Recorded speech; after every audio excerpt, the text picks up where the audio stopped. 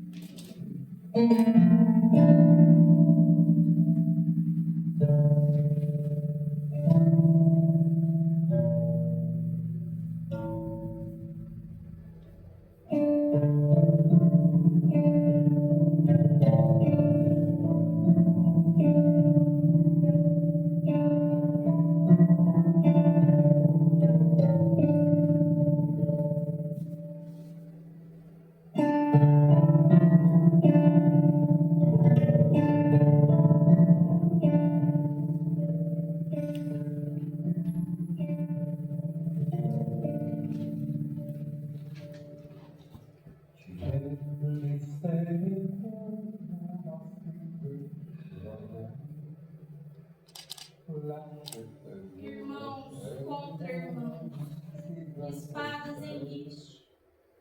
As muralhas de Tebas tremeram em agonia. Eu, Antígona, testemunha impotente e triste, entoo esse lamento em melancolia. Polinices, o irmão exilado, líder dos argivos, contra Etéocles, rei, irmão, usurpador. Tebas, palco do confronto, viu caído o sangue dos irmãos, terrível dor. Etéocles e Polinices, meus irmãos em guerra, pela coroa de Tebas lutaram com nenhuma sabedoria. Na batalha do Sete, caíram ambos por terra, pagando o preço da maldição implacável e sombria.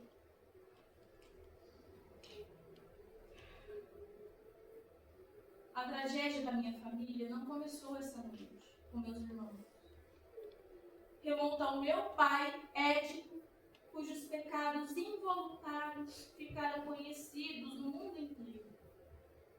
Quando meu pai era um bebezinho, ele foi abandonado no campo com os pezinhos amarrados, deixados para morrer. O oráculo havia revelado que ele era predestinado a matar o próprio pai e a se casar com a própria mãe. pois ele foi encontrado e criado como príncipe, longe daqui, sem ter consciência da sua verdadeira identidade. Já moço, a mesma profecia o fez fugir. E como os fios do destino, ou dessa maldição, são inescapáveis, Édipo acabou encontrando seu verdadeiro pai, lá em uma encruzilhada, e num ato de ira, o matou. Depois, veio dar em Tebas, onde derrotou a esfinge e ganhou como prêmio o trono e a mão da viúva, Jocasta, sua própria mãe, com quem gerou meus irmãos e eu.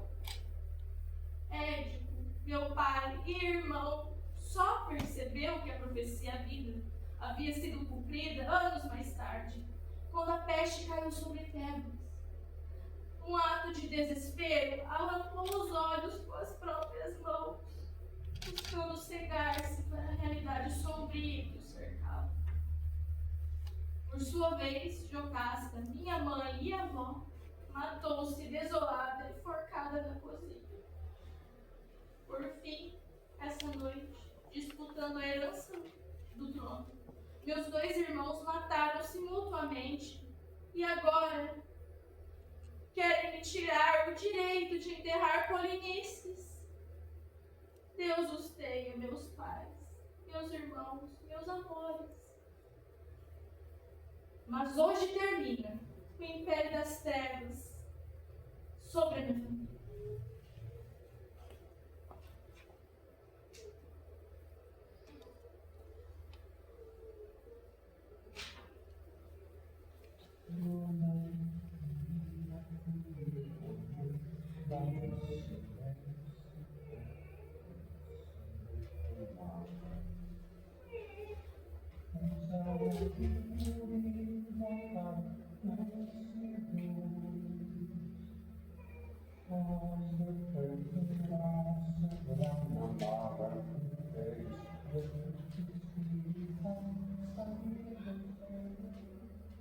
Minha querida Svene, irmã do mesmo sangue, conheces um só mal entre os males herdados de Édipo que não caia sobre nós nessa vida?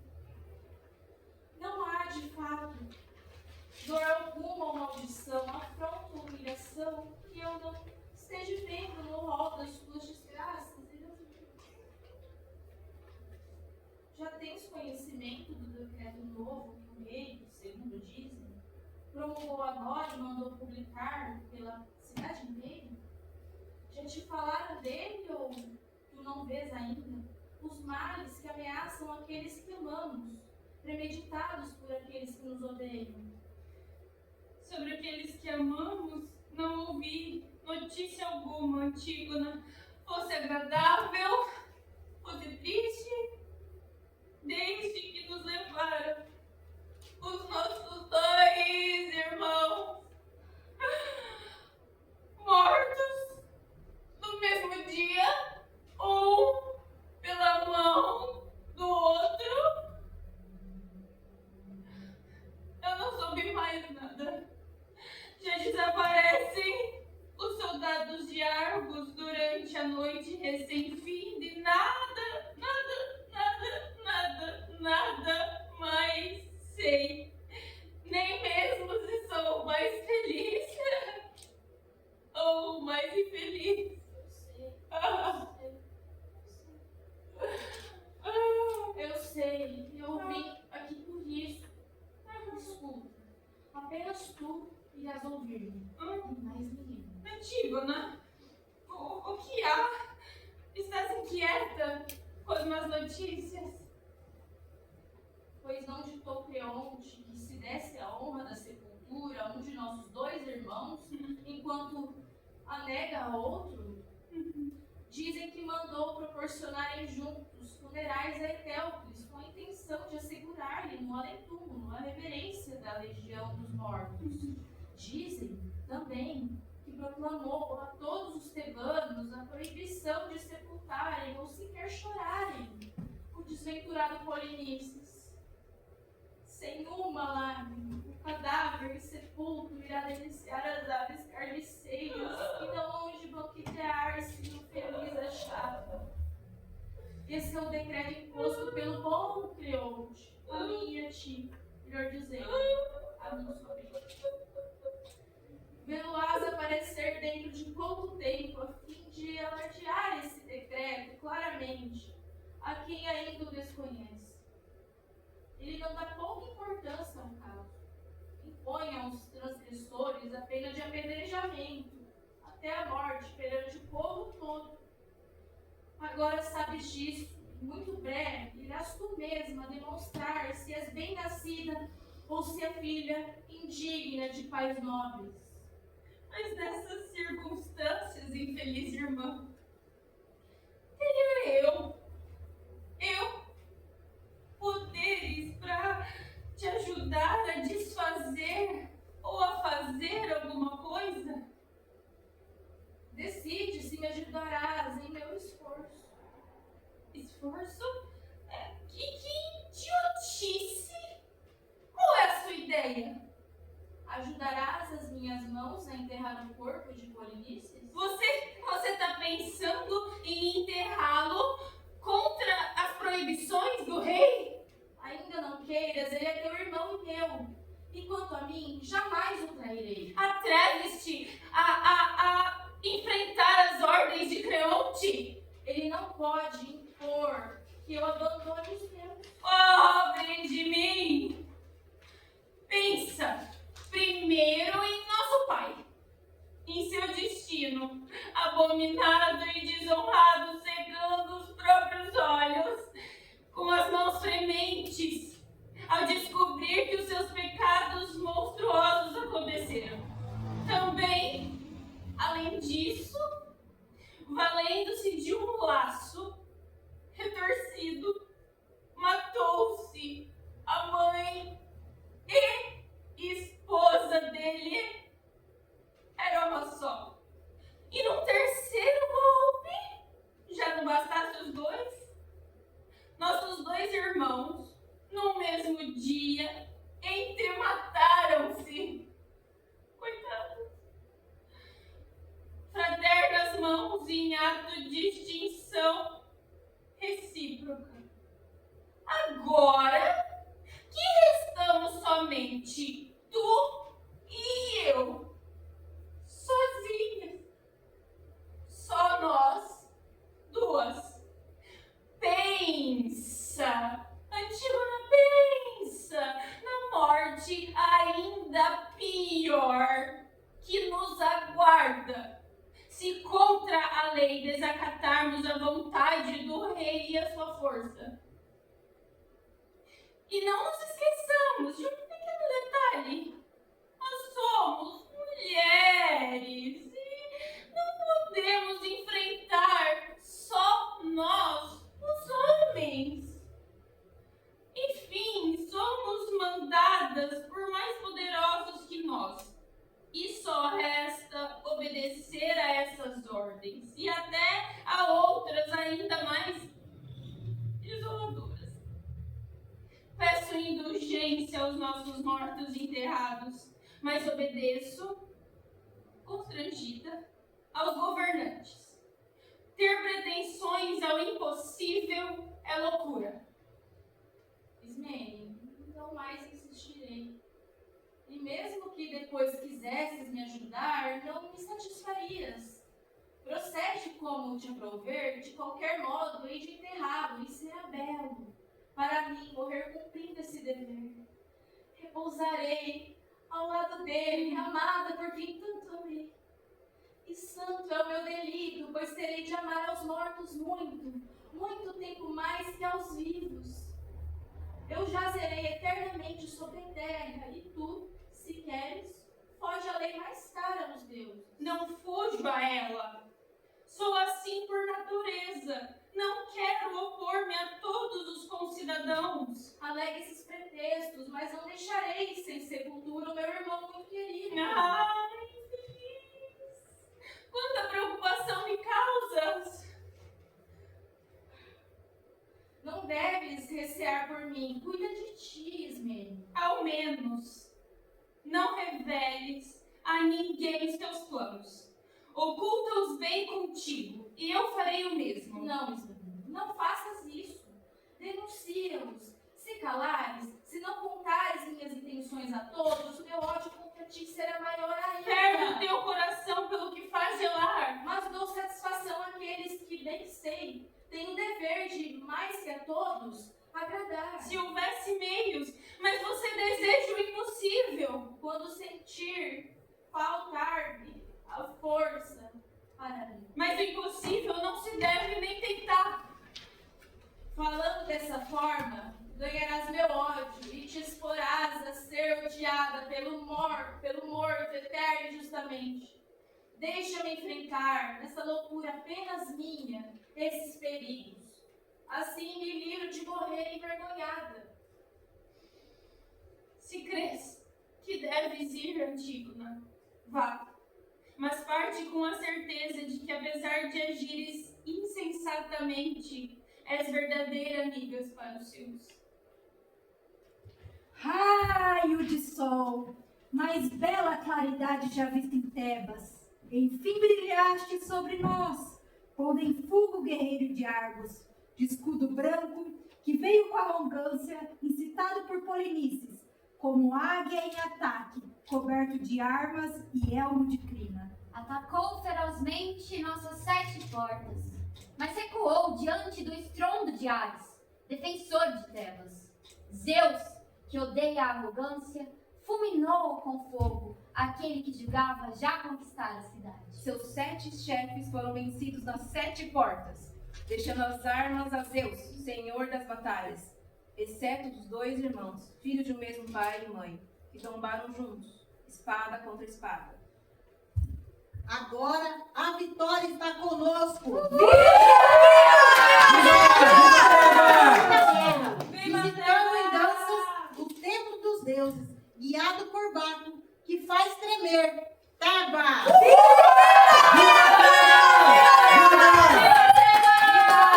Viva o rei! Viva! Vejo, porém, já próximo de nós, um novo rei.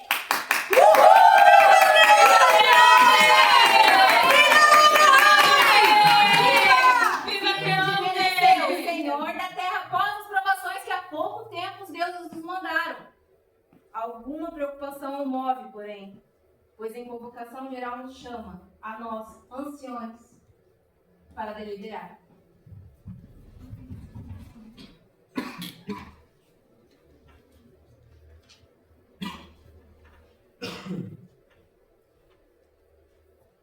Cidadãos de Tebas, a cidade está de novo em paz e segurança.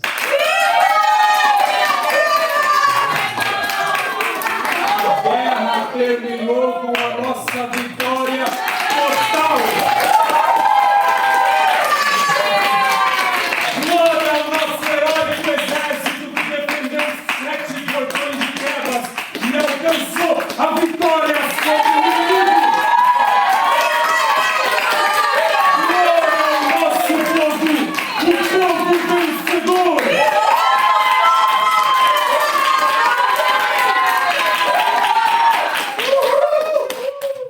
Cidadãos, homens de Tebas aqui reunidos, convoquei-os aqui essa noite porque sei que foram fiéis ao trono e ao poder de Laio.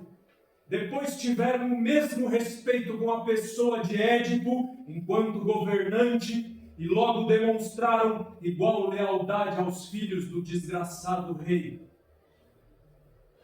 Mas agora, como todos sabem, que ambos os redentos de Édipo sucumbiram em dupla morte, golpeando e golpeados, cada um maculado pelo sangue do outro. Agora cabe a mim, Creonte, como parente mais próximo, assumir o trono e seus poderes. Concidadãos, todos vocês bem me conhecem, sabem bem da retidão e da clareza com que sempre agi. Mas vejam, não se conhece bem verdadeiramente um homem e o que vai no fundo de sua alma antes de o vermos no exercício do poder, Senhor das leis. Por isso, como o supremo guia do Estado, quero como primeira atitude vos prometer ouvir sempre a sabedoria, calar quando preciso, falar se necessário e jamais colocar o interesse de um bom amigo ou do mais íntimo parente que seja acima de qualquer necessidade do povo e da pátria!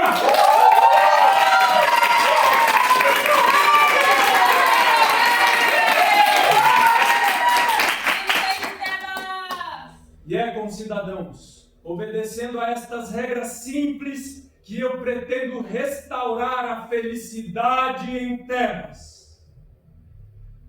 E é com este mesmo espírito que eu ordenei que fosse tornado público o meu primeiro decreto relativo aos filhos de Édipo, que Etéocles, morto lutando pela pátria, desça cercado de honras marciais ao túmulo e leve para o seu repouso eterno tudo o que só aos mortos mais ilustres se oferece. Mas quanto ao seu irmão Polinices, que regressou do exílio para incendiar a terra de seus pais, que regressou do exílio para provar o sangue de seu povo e para escravizá-lo, quanto a esse, que cidadão algum se atreva a homenageá-lo com ritos fúnebres, fique insepulto o seu cadáver, e que o devorem cães e aves carniceiras, e que se transforme em um objeto de horror.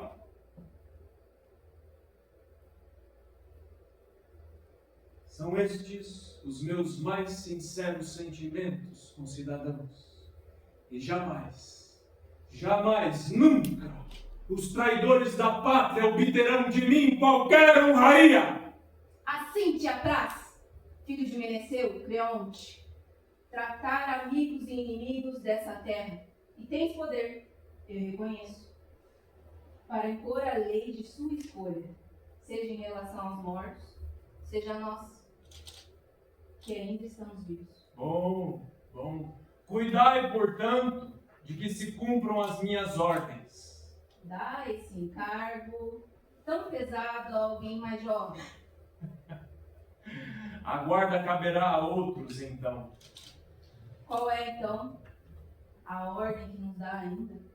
Sede implacáveis com os rebeldes ao meu decreto. Ninguém é louco a ponto de buscar a morte. A morte. Seria realmente esta a recompensa? A expectativa de vantagens, todavia, levou inúmeros mortais à perdição, não é? Ah, meu caminho! O guarda da coroa precisa passar.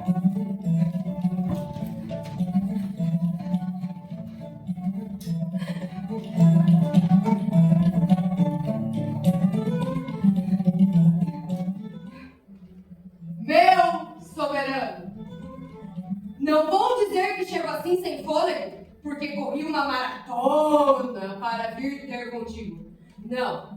Na verdade, veio mesmo aqui de pertinho e vim até devagar, porque muitas vezes no caminho eu hesitei. Parei a fim de refletir e, disposto a desistir, me voltei atrás e mudei de ideia. E me voltei adiante, e depois atrás, e depois adiante. Depois atrás, depois adiante, depois atrás, depois adiante, depois atrás, depois adiante. Minha alma me dizia: "Oh, imbecil! Por que essa pressa em buscar o castigo?" Mas se eu voltava atrás, ela mesma dizia: "Vai, desgraçado! Se Creonte souber por outro o que aconteceu, teus dias estão contados." Foi esse debate, senhor, entre a certeza que empurra e a dúvida que freia, que transformou um caminho curto numa estrada longa. Mas depois de muita parlamentação entre mim e eu mesmo, resolvi, por fim, vir de qualquer forma. E falarei, seja como for, tenho esperança de que nada me acontecerá que não seja a vontade dos deuses. Mas por quê? Tanto medo? E tão pouco fôlego? Antes de tudo, meu soberano, quero declarar algo muito importante e os concidadãos estão aí de testemunhas do meu depoimento. Senhor, não fui eu que fiz a coisa, eu não vim fazer e não sei quem fez. Portanto, não é justo que eu sofra qualquer mal, porque ninguém pode ser castigado pelo que não fez, nem eu. Mas quanta prudência! Quantas precauções! Rapaz, eu já vi muita gente pagar apenas por falar demais. Pelo jeito vais me contar alguma boa novidade, não é? É que o que não agrada a gente resiste. Diga logo! Morto! Senhor, meu rei soberano! Alguém sepultou o morto e foi-se embora! O que dizes? Mas nada demais também. Pelo jeito, só pôs, assim, alguma terrinha tapando as carnes e queimou umas velhinhas, umas florzinhas também.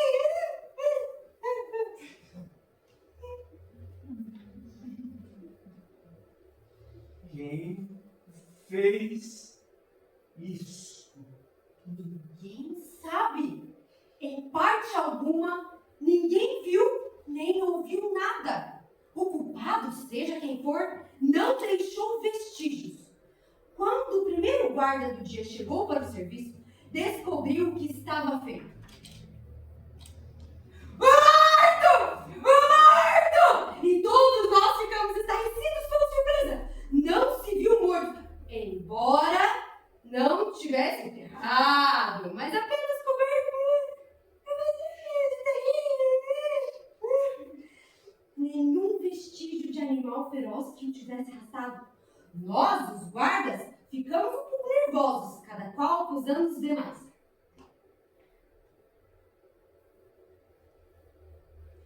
Como não viste nada, seu pé de cana? De certo que estavas dormindo como sempre. Tu que não das conta de guardar uma tartaruga e fosse. Tu que estavas de novo em coma com um corote de cachaça virado no ramo. Desculpa, senhor, mas realmente chegamos a ponto de nos agredir mutuamente.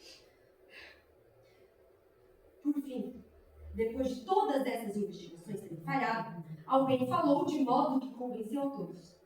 O que se propunha é que viéssemos contar de tudo o que se passara. E como não houve voluntários,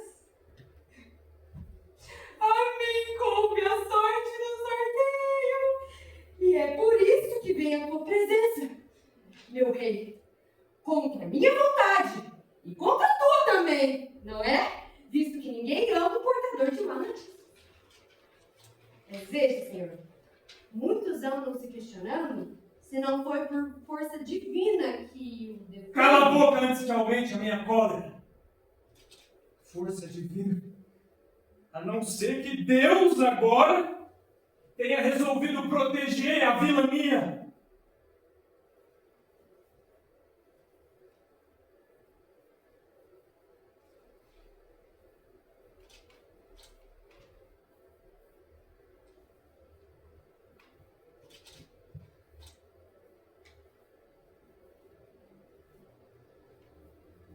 Dinheiro. Dinheiro. Não há nada mais nefasto do que o dinheiro. Corrompe as cidades, destrói os lares, corrói as almas mais honestas, levando-as a atos vergonhosos. Eu bem sei que há aqueles que estão descontentes comigo, que conspiram e murmuram reprovações. E há os partidários de Polinices, os infiltrados argivos. Dinheiro Foram eles, eu pensei, que te subornaram. Quer dizer, subornaram alguém para fazer a tarefa infame. Escuta, rapaz.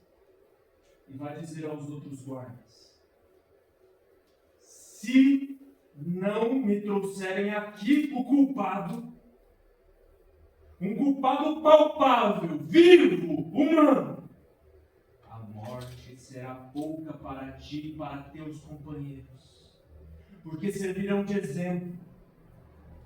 Aqueles que virem a ti e a teus companheiros empalados vivos numa estaca, aprenderão que o dinheiro do crime não compensa e que nem tudo pode ser fonte de lucro.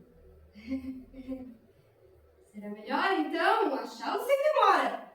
Mas, seja ele descoberto ou não, a sorte é quem vai decidir. Indubitavelmente, não me verá de novo aqui. Se desta vez me salvo contra minha expectativa e crença, é meu dever agradecer, e muito, aos deuses.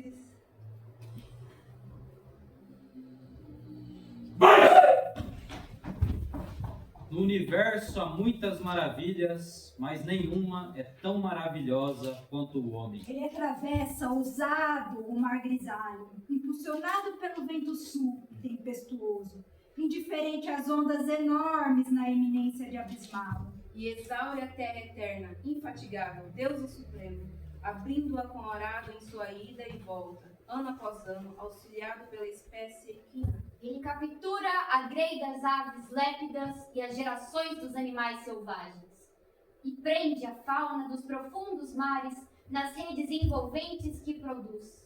Homem de engenho e arte inesgotáveis. Com as suas armadilhas, ele aprende a besta agreste no caminho íngreme e doma o potro abundante crina, quando lhe não servir, mesmo jugo que amanso feiro o touro das montanhas. Ah, o homem! Soube aprender sozinho a usar a fala e o pensamento mais veloz que o vento, e as leis que disciplinam as cidades, e a proteger-se das nevascas gélidas, duras de suportar a céu aberto e das adversas chuvas fustigantes. Ocorrem-lhe recursos para tudo e nada os surpreende sem amparo. Somente contra a morte clamará em vão por um socorro, embora saiba fugir até de mares intratáveis. Sutil de certo modo na inventiva além do que seria de esperar, e na argúcia que o desvia às vezes para a maldade, às vezes para o bem, se é reverente às leis de sua terra e segue sempre os rumos da justiça jurada pelos deuses, ele eleva a máxima grandeza à sua pátria. Nem pátria tem aquele que, ao contrário, adere temerariamente ao mal. Jamais quem age assim seja acolhido em minha casa e pense igual a mim.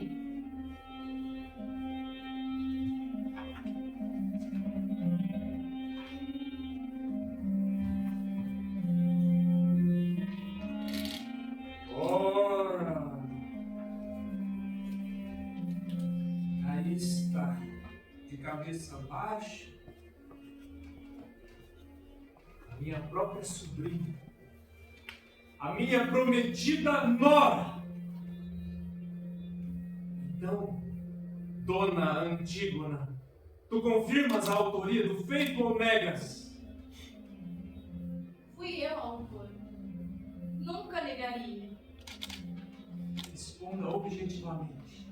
Tu sabias que havias um decreto meu que proibia aquilo? Sim, eu sabia. Não havia como ignorar. Teus soldados estavam pelas ruas fazendo alarde. E mesmo ciente da proibição, e mesmo ciente da punição, tiveste a petulância de desobedecer à lei? Mas não foi Zeus quem editou essa lei, tampouco a justiça que vigora entre os homens de boa vontade. Foste tu, Creonte, apenas tu. E não me pareceu que tuas determinações tivessem a força para obrigar qualquer mortal a transgredir as leis divinas, eternas, as que não são escritas, mas que vigoram não é de hoje, não é de ontem. Não seria por temer, homem algum, nem o mais arrogante, que eu me arriscaria a pecar contra aquilo que é mais sagrado. Menina, o que você não percebe é que até os espíritos mais duros muitas vezes se dobram. Nos estábulos de Tebas há, por exemplo, muitos potros, muitas éguas selvagens, indóceis, que foram domadas por um pequeno freio de metal que se coloca em suas bocas. Quem deve obediência ao próximo não pode ter pensamentos arrogantes como os teus. Que eu vou morrer, eu bem sei. É inevitável. Eu morreria mesmo sem o teu castigo. Eu não sofro como essa condenação. Sofreria se tivesse que consentir que o cadáver de um dos filhos da minha mãe ficasse sem sepultura.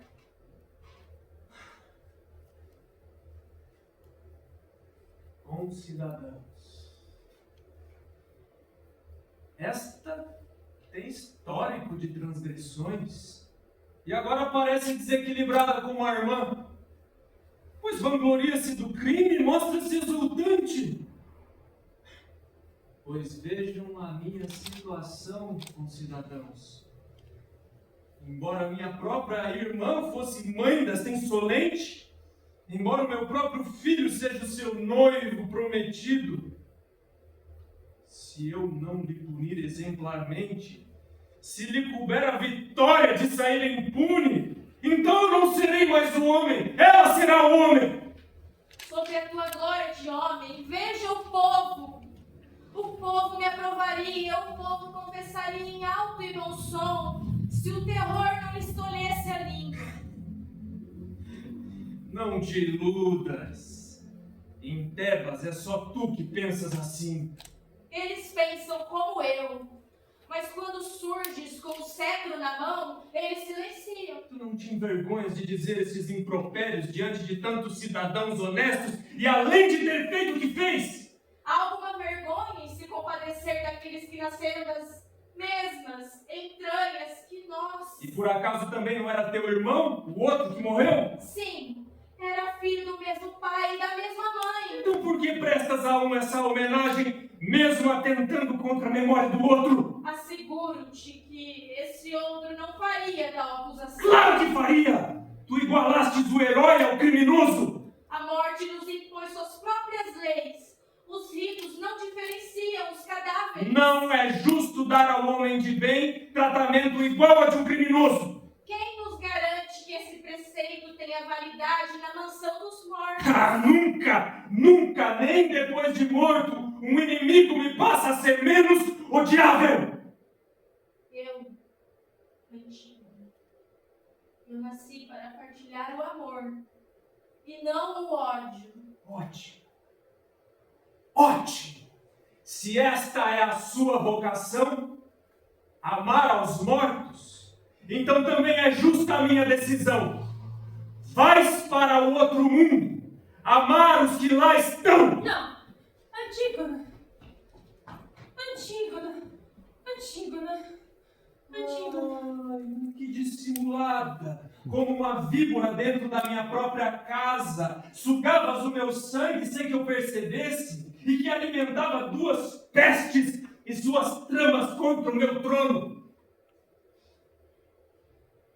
Diz agora, Ismene, tu confirmas a tua participação naquele enterro ou vais negar girando ignorância? Eu pratiquei a ação. Se ela consente nisso.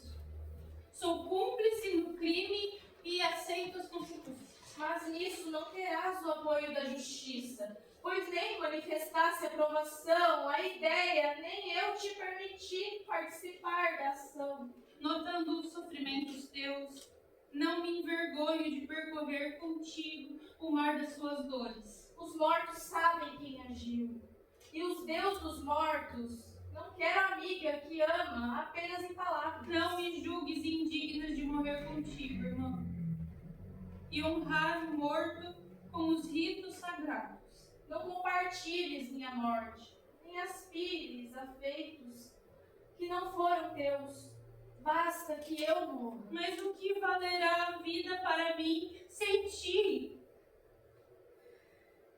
Indaga de Creonte, pois só pensas nele. Porque me afliges sem proveito para ti. Se rio e o meu riso te faz sofrer, lastima. Como te poderei ser útil, mesmo agora? Salva-te, Ismene. Não te invejo por fugir. Poupe de mim. Não participo do teu fim. A tua escolha foi a vida, a minha, a morte. Mas não ficaram por dizer minhas palavras. A uns parecerá sensata, a outros eu. De qualquer modo, nossas faltas são iguais. Não te preocupes. Estás viva, mas minha alma há tempo já morreu. Para que eu sirva aos mortos. Cidadãos, perceberam? Pois é o que eu afirmo. Uma dessas moças, neste instante, nos revelou a sua demência.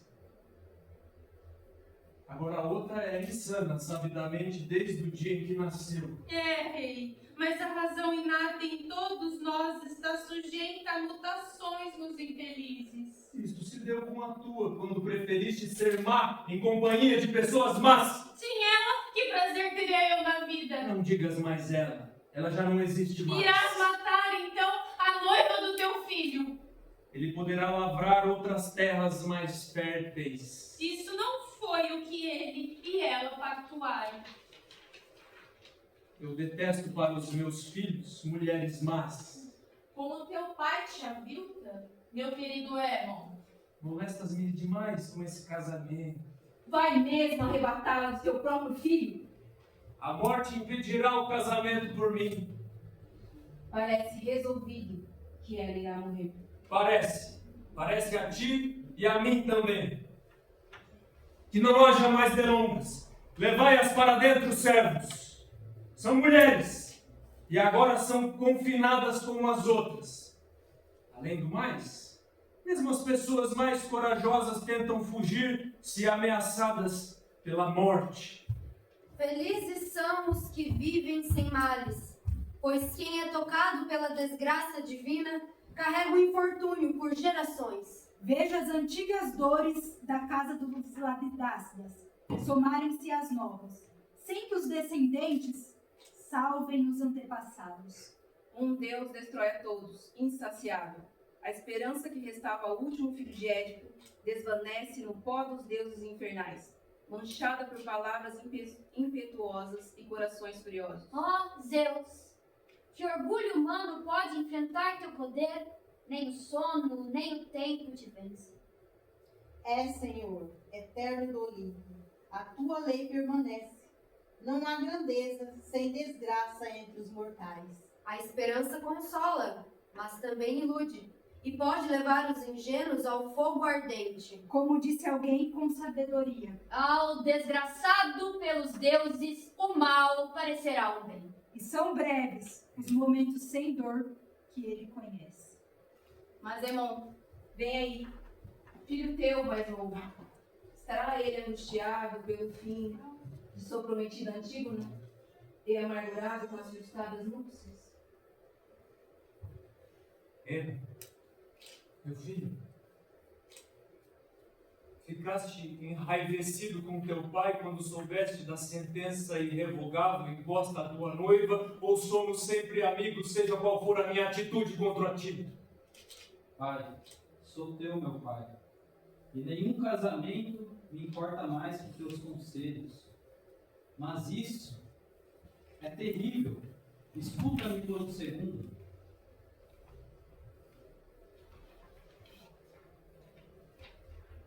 Estás com raiva, meu filho. Agora eu não sou apenas teu pai. Eu sou pai de toda a terra. Agora eu não sou mais o homem da tua casa, mas o homem do reino inteiro. E tu és agora príncipe. Príncipe, então sejas dócil à vontade do teu rei, teu pai. fruto da minha lealdade, Pai. A razão é um bem precioso, mas além do teu dom, outros também podem ter bons raciocínios. A anarquia ronda a cidade, e cabe a mim definir quem são os nossos amigos e quem são os nossos inimigos. Veja, a mulher com quem anda convivendo é perversa, Não haverá ferida mais pungente na sua vida que uma esposa má. Eu a surpreendi em ostensiva oposição às minhas ordens. Eu não serei um covarde diante da cidade toda. Ela tem que morrer. Sábio é o que não se envergonha de aceitar uma verdade nova. Domina a tua cólera e cede no que é justo, Pai. Se houver desobediência entre a família, o que não haverá nas ruas, ela tem que morrer, meu filho, porque a anarquia seria mal pior. A anarquia ronda a cidade, A anarquia faz desertos onde existiam lares. Devemos apoiar a ordem, Não podemos permitir que nos vença uma mulher. Há um profundo descontentamento na cidade. É meu dever lutar por ti naturalmente. Tudo que os outros dizem, fazem ou censuram, pois o teu senho inspirador de medo impede os homens simples de pronunciar palavras que firam teus ouvidos. Eu, porém, na sombra, ouço o murmúrio, escuto as queixas da cidade por causa dessa moça. Nenhuma mulher, comentam, mereceu jamais menos que ela essa condenação. Nenhum em tempo algum terá por feitos tão gloriosos quanto os dela. Sofrido morte mais ignóbil, ela que, quando em sangrento embate seu irmão morreu, não deixou sem sepultura para pasto de carniceiros, cães ou aves de rapina. Não merece, ao contrário, um áureo galardão? Este é o rumor obscuro ouvido pelas ruas. Com relação a mim, meu Pai, nenhum dos bens é mais precioso do que tua satisfação.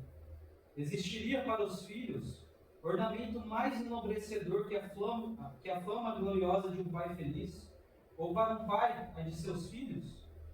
Não tenhas, pois, um sentimento só, nem penses que só tua palavra e mais nenhuma outra é certa, pois se um homem julga, só ele é ponderado, e sem rival no pensamento e nas palavras, em seu íntimo é um fútil. Não há vergonha alguma, mesmo sendo sábio, em aprender cada vez mais, sem presunções.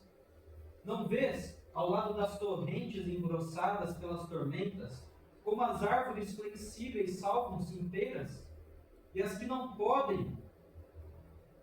podem dobrar-se são arrancadas com a raiz? Da mesma forma, aquele que mantém as cordas do velame sempre esticadas, sem às vezes afrouxá-las, faz emborcar a nau e finaliza a viagem com a quilha para cima. Exorto-te, recue tua ira e deixa-te mudar. E se eu, embora jovem, posso dar-te opiniões, afirmo que nos homens o ideal seria nascer já saturado de toda a ciência. Mas, se não é assim, devemos aprender com qualquer um que fale para o nosso bem. Posso eu, na minha idade, receber lições de sensatez de um moleque? Se houver razões, sim. Sou jovem, olha mais, então para os meus atos que para os meus poucos anos. Crês que exaltar rebeldes é ato louvável, Eu não te exortaria a respeitar os maus. Parece um aliado de mulheres. Se és mulher, pois meus cuidados são contigo. Discutes com teu pai, pior das criaturas. Porque agindo assim ofendes a justiça. Ofendo-a por impor respeito ao meu poder? Tu mesmo o desrespeitas ultrajando os deuses. Caráter sórdido, submisso de mulher. Não me verás submisso diante de baixezas. A tua fala toda é baixeza. É toda ela. Por ti, por mim, pelos deuses dos finados. Jamais te casarás com ela viva. Ouve, jamais! Saiba então que a morte dela não matará somente a ela. Não me ameaces com palermice, seu moleque. Com cidadãos, que seja morta, que seja enterrada viva num lugar deserto, que seja trancada numa gruta de pedra onde possa conversar em paz com seus mortos queridos até que esteja na mesma situação que eles.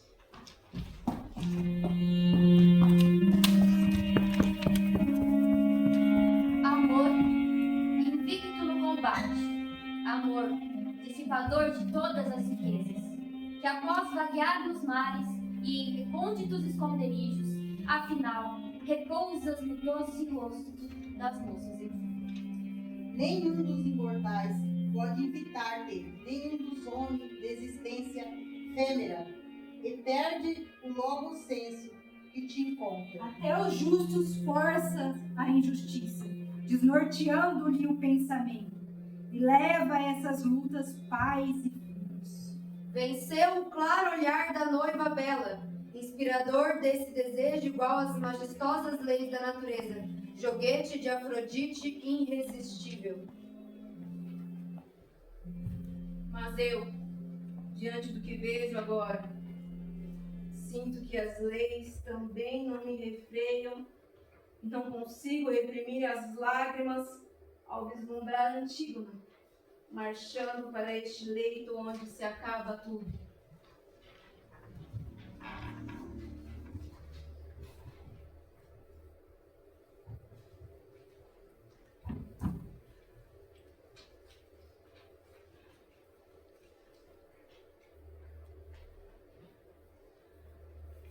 Cidadãos de Tebas, olhem para mim.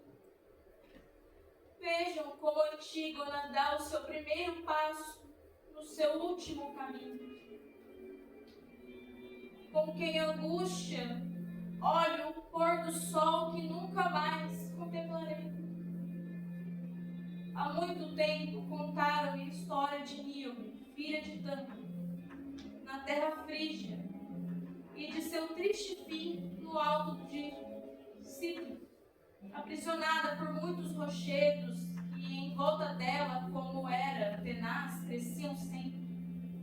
E ainda hoje contam que a chuva não cessava de molhar-lhe o corpo agonizante, nem a neve, quanto as lágrimas que desciam dos seus olhos. Orvalho, o seu corpo. Prepara-me o destino em terra igual. O Deus dos mortos, que adormece a todos, leva-me viva para os seus domínios, sem que alguém cante o Himeneu por mim, sem que na alcova nupcial me acolha um hino. Caso-me com o negro inferno.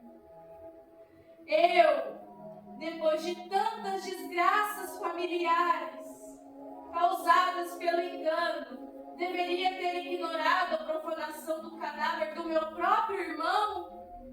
Eu deveria esquecer o que é de mais sagrado e permitir passiva que a autoridade racional do rei imperasse sobre a vida e sobre a morte, sobre a carne e sobre o espírito.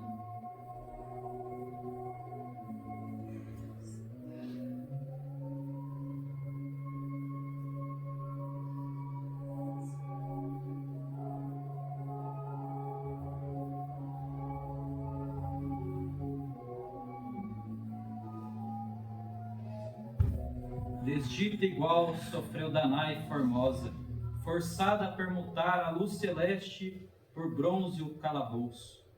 Numa alcova prenderam-na, secreta como um túmulo. E sua estirpe, filha, minha filha, era das mais ilustres, e a semente de Zeus, que lhe viera em áurea chuva, ela guardava e nela germinava. A força do destino, todavia, é formidável. As riquezas, guerras, muralhas, negras naus não lhe resistem. Leonte! Leonte! Tebas obriga esse velho profeta a sair do silêncio e deserto,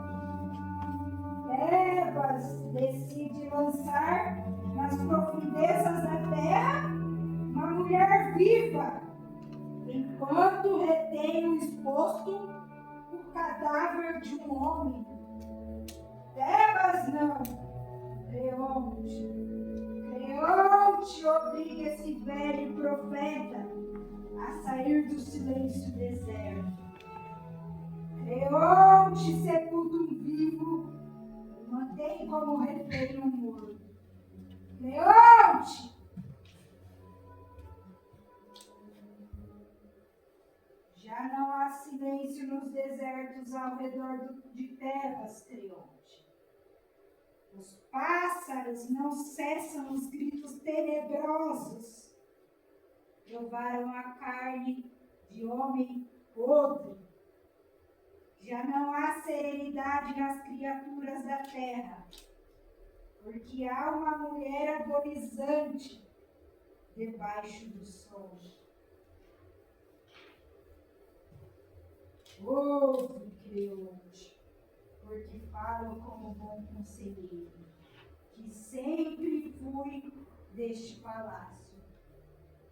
Todo homem erra, todo homem peca. E quem comete um erro não é insensato, nem sofre pelo mal que cometeu. Se arrepende, do remedia. Mas a intransigência, sim, essa leva à estupidez e à desgraça. Então, cede, Creonte, cede, porque matar de novo um morto não é prova de coragem. Matar um vivo inocente não é ato de justiça.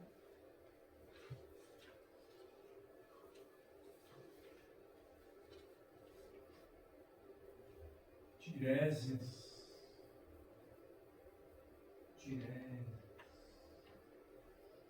Quanto é que tu e a tua confraria estão ganhando neste negócio? Pode lucrar o quanto quiser, Tiresias, mas aquele cadáver não enterrarás. Como é gananciosa a raça dos profetas. E como é sórdida a raça dos tiranos, que só enxerga vil matéria. Sabes que estás falando com teu rei? Sei, pois graças a mim salvaste a cidade. Esqueceu? É sábio, mas também és amigo da injustiça. Força-me a revelar coisas ocultas na alma. Deveras, mas não lucrará nada com isso. Na parte que te cabe, também penso assim. Não barganharás com a minha decisão. Então, ouve, rei. Fique sabendo, e bem, que não verás o rápido carro de sol dar muitas voltas antes de ofereceres um parente morto como resgate certo de mais gente morta. Pois tu lançaste às profundezas um ser vivo e ignobilmente o sepultaste.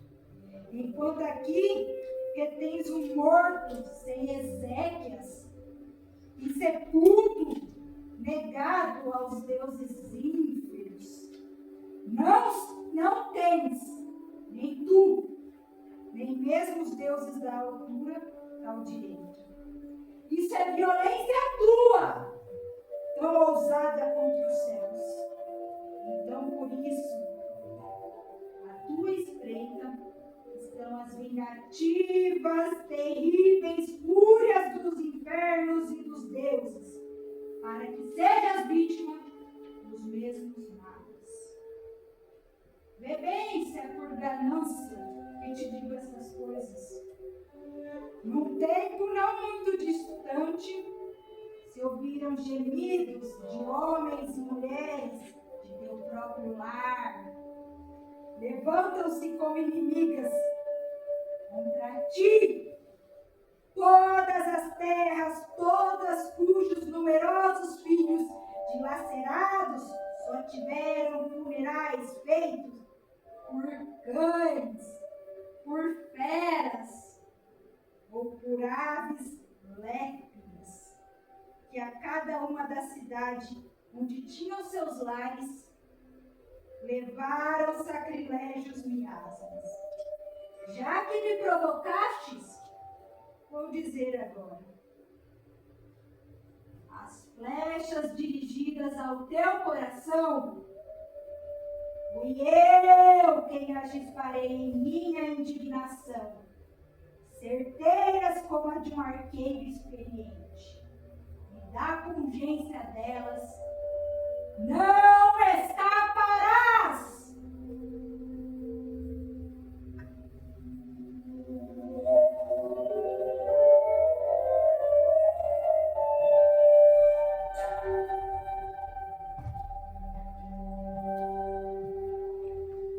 Senhor, esse homem retirou-se após dizer terríveis profecias, e desde que vi os meus cabelos, antes negros, alvejarem, ele jamais previu mentiras da cidade. Sei disso eu mesmo. E tenho o coração perplexo. Ceder é duro, mas só por intransigência deixar que a cólera me arruine também é duro. Cuidado, Creonte, filho de Meneceu! O que devo então fazer, meu cidadão? Dizei, eu obedecerei. Vai à caverna subterrânea e solta a moça! Para o cadáver insepulto, faz um túmulo! É esse o teu conselho? Acham melhor que eu ceda agora, é isso? Sim! Faz o túmulo! Liberta! E sem demora, rei! A punição divina caminha por atalhos e com pés velozes, e logo alcança os que praticam más ações. Ai, pobre de mim! Cidadãos, eu humildemente renuncio à minha decisão e passo a proceder agora segundo o teu conselho. Não hesitarei nesse combate. Agora vejo que é melhor agir considerando não só a ciência, mas também as leis imutáveis. Mandem rápido os guardas! Rápido! Soltem imediatamente a menina Antígona! Deem-lhe os cuidados necessários! E preparem o funeral de Polinices agora!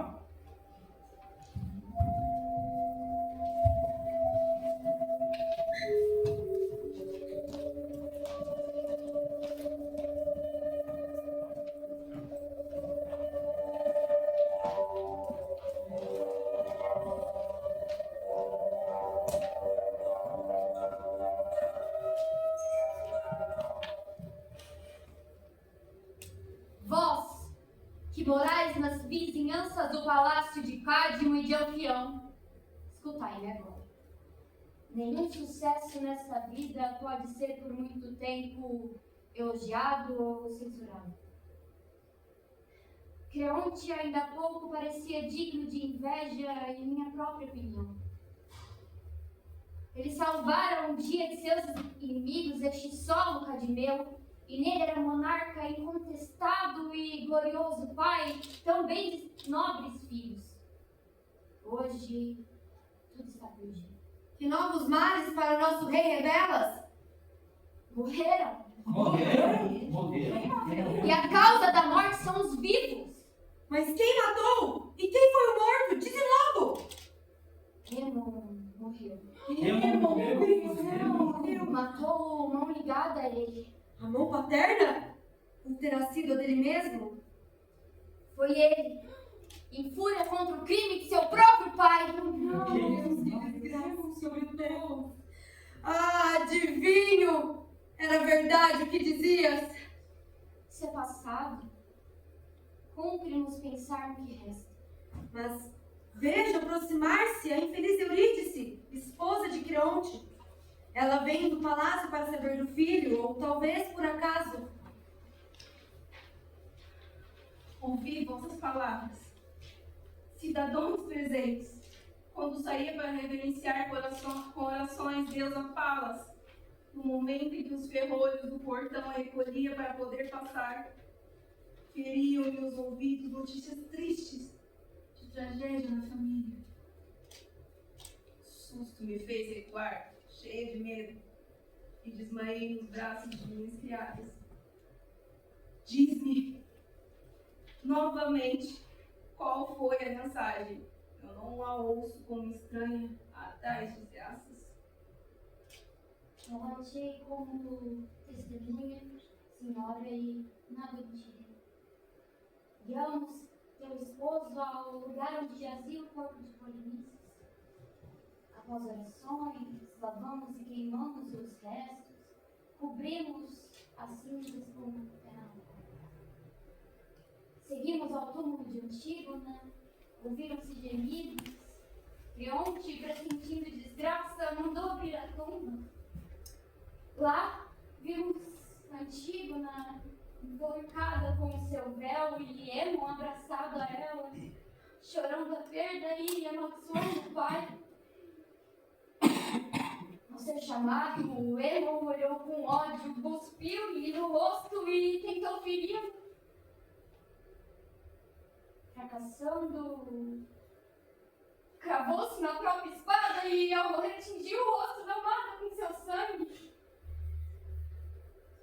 Agora jazem juntos na morte, noivos infelizes, lembrando aos homens que a irreflexão é o maior dos males.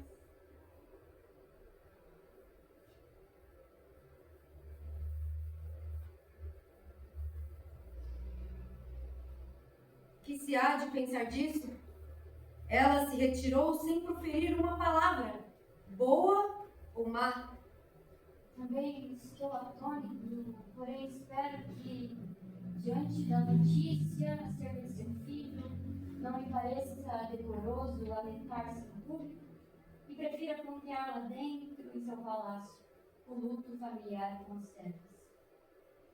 Ela não há de ter ficado transtornada a ponto de cometer as minhas destinos. Não sei. Silêncios excessivos me parecem tão graves quanto o exagerado e inútil pranto. Mas, entrando no palácio, saberemos se ela não simula algum plano secreto em seu magoado coração. Disseste bem. Podem haver ameaças nos grandes silêncios.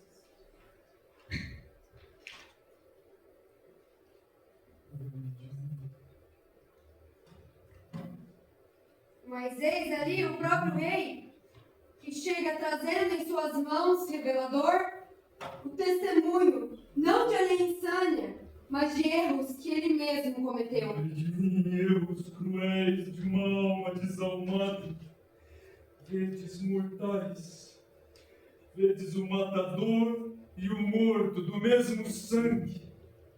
Ai, infeliz de mim por minhas próprias decisões irrefletidas. Ai, filho meu, levou-me ainda imaturo, levei-te ainda imaturo, tão prematura morte. Ai de mim, por minha irreflexão, não pela tua.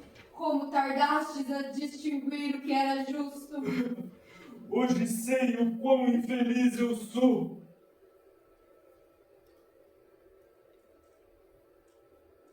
Mas penso que algum Deus com muita força golpeou-me na cabeça e me impeliu para os caminhos de ferocidade. Pobre de mim, calcando sob os pés e destruindo todo o meu prazer. Ai, sofrimento dos sofridos homens! Quantas desgraças tem de suportar, Senhor, um trazer contigo em teus próprios braços, e em tua casa a outro, que logo verás. Ainda pode haver males piores do que este. Morreu a tua mulher, mãe feliz do amor, há pouco, vítima de golpe bem recente. A boca inexorável dos infernos, por que me estás matando, sim? Porque tu, mensageiro da calamidade triste até de Naá, que mais contar-me? Eis lá, presente, deixou a sua morada. O fim sangrento da minha mulher, ainda nessa sucessão de mortes, ai de mim, contemplo neste instante outra calamidade e a segunda pobre de mim. Qual destino, qual ainda me espera? Trouxe há pouco tempo meu filho nos braços, ai de mim, e vejo aqui em frente outro cadáver. Ah, mãe desventurada! Ah, filho meu! Ela cerrou as pálpebras, envolta em trevas, ferindo-se com finas facas ao pé do altar.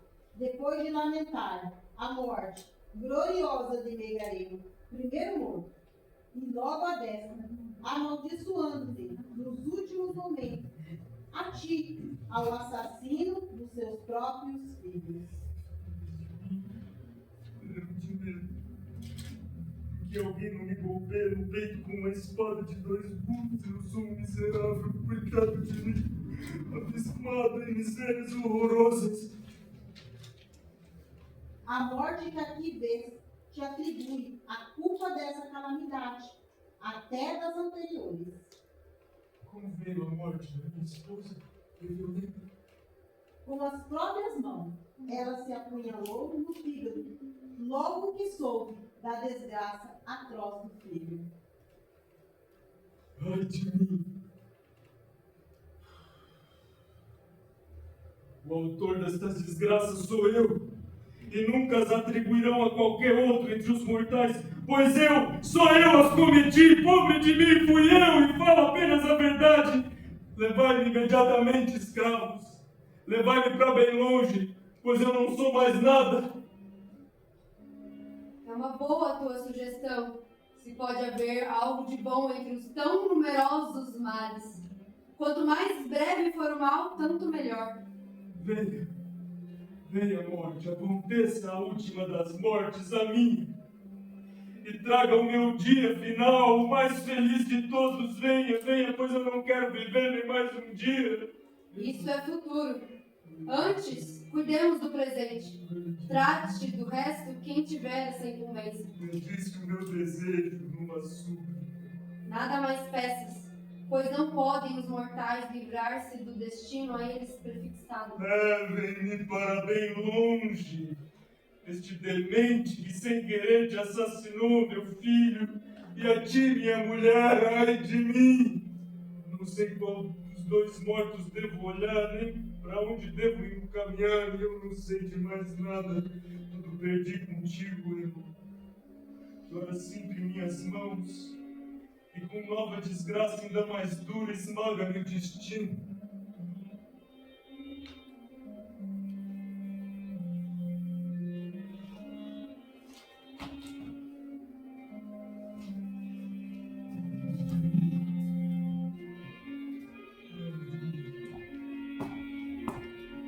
Destaca-se a prudência, sobremodo, como a primeira condição para a felicidade. Não se deve ofender os deuses em nada. A desmedida empatia nas palavras retém. Em desmedidos golpes contra os soberbos que, já na velhice, aprendem final prudência.